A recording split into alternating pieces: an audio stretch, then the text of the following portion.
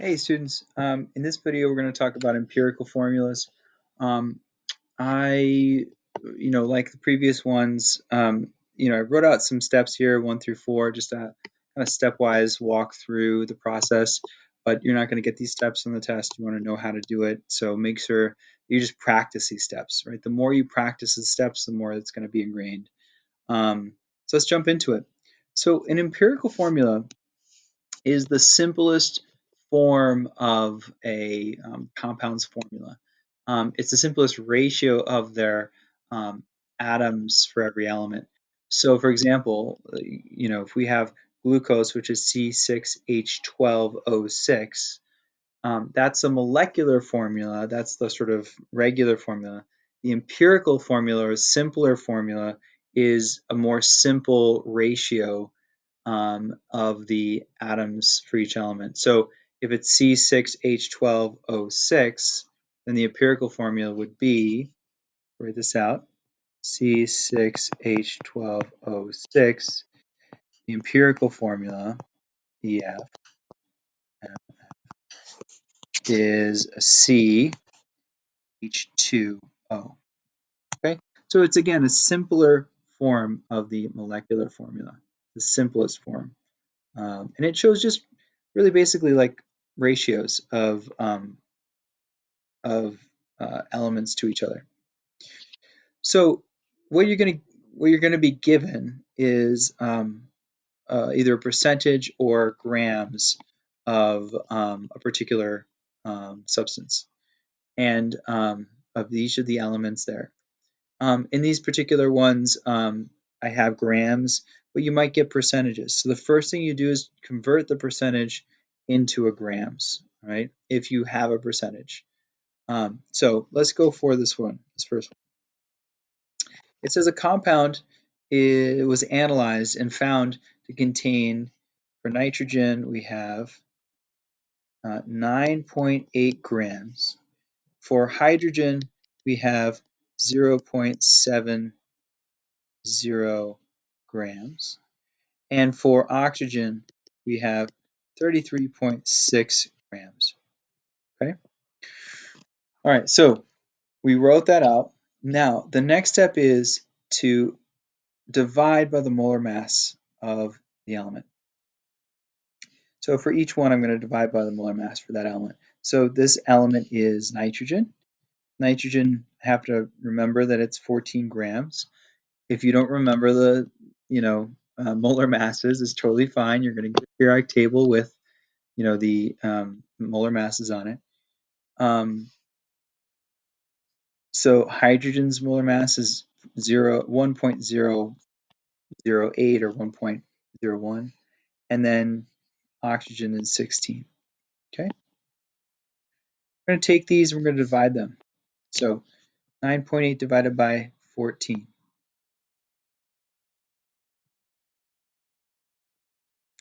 0.7.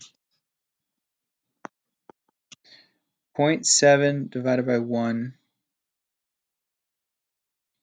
basically.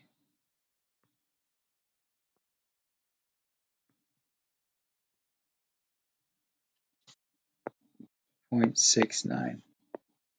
And then 33.6 divided by 16.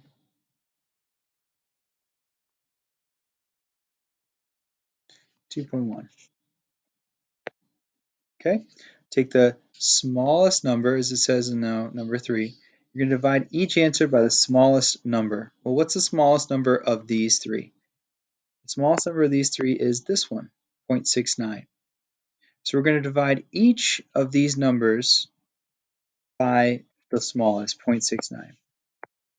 0.69, 0.69, 0.69.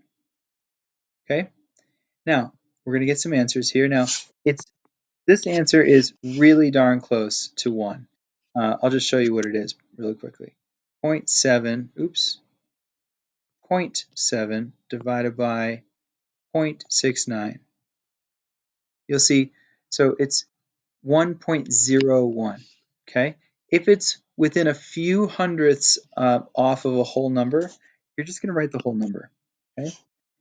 Obviously 0.69 divided by 0.69 is 1, right? And then again, very similarly, we have a number, I'll just show you really quickly, 2.1 divided by 0.69. We're going to get something really close to 3, so that's 3.04. That's really darn close to 3, so we're going to call that 3. Okay, so this is now the ratio of elements, atoms for each element. So these become the numbers that we put in the empirical formula. So we're going to write our elements down, N, H, O, and we're just going to plug in the numbers, right? Now, the first ones, N and H, are just 1. We don't write a subscript 1. We just, to signify that we just don't write a number. But the third one, oxygen, is 3. So this is the empirical formula. Okay, let's do another one. We have, extend the page a little bit. There we go. So we have carbon, so it's 3.6 grams of carbon.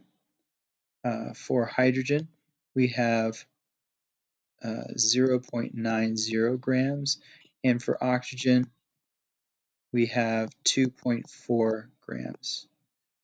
Okay, we're going to divide by their molar masses, so 12.01, 1.01, and 16. Okay, so let's see how we do here. In this case, we have 3.6 divided by 12.01. I get 0.299. So 0.3. So 0.3. The next one, 0.9 divided by 1. 0.9 divided by 1.01 is 0.89. And the last one is 2.4 divided by 16 is 0.15. Okay, so the smallest number is 0.15, so I'm going to divide by that.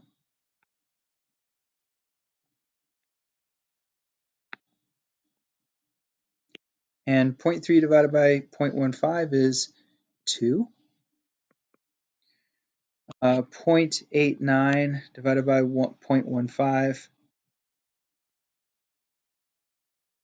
is 5.93.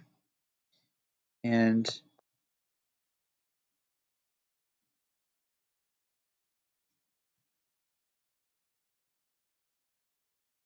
one sec.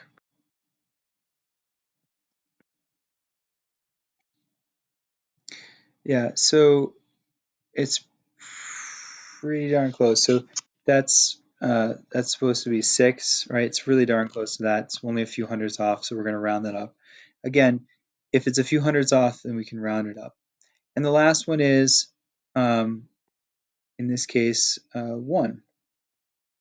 So the ratio of this would be C2H6O.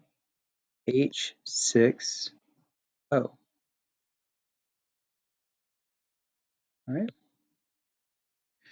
Now, for some, you're going to get a decimal. Like, let's say you were doing your math, and instead of it being that, that it was this, what if it was,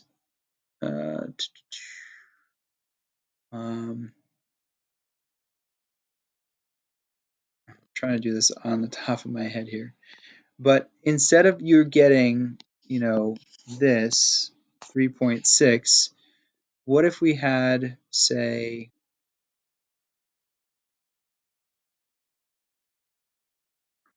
4 grams?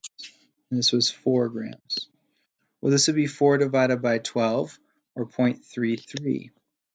0.33 divided by this, and then divided by, right. So in that case, we would have 0.33 divided by, yeah.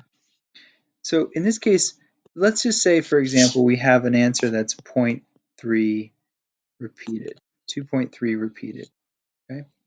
It would not be this exact, but let's say that we have these answers. What would we do?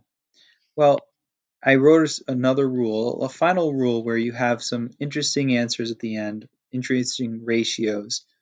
If you have a 0.5 or 0.33 or 0.66, in this case, what you would do is you would multiply by a number that would give you a whole number. So in this case, you would multiply by, trying to do this here, 0.33 times 3 gives you a whole number, right?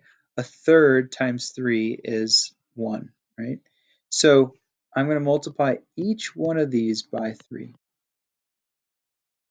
And then this would become 0.33 through 2.33 times 3 would be 7. This would become 18, and this would become 3. So the answer, actually, the empirical one, would be 7, 18, and then 3. Okay. Again, this is only if you get a decimal when you're dividing the last step. You're getting a decimal, right, in the ratios. And the only decimals that you would really get close to would be like 0.33, 0.66. Those would be, you'd use multiply by 3 to get them into whole numbers. Or you would multiply, if you get 0.5, multiply that by 2 to get to a whole number. And you would multiply that number for each one. So every single one of those will be multiplied by that number. And then that becomes the sort of simplest ratio, right? Notice that you can't divide each of these by any common number to get a whole number. So that's how you know that's the empirical formula for that molecule. Hope that was helpful.